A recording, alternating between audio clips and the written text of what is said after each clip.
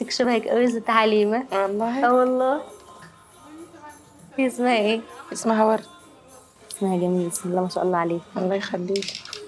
هو ايه اللي في ايد ورد ده يا ست حليمة؟ ده مطرح الإبرة. ابرة ايه؟ إبرة الجلسة. الوردة بتاخد جلستين كيماوي.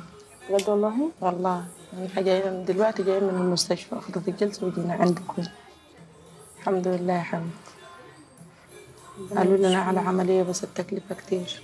لا ربنا يشفيها يا رب ويعافيها.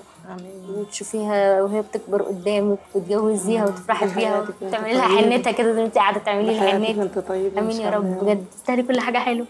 تسلمي. ورد، ورد تعالي.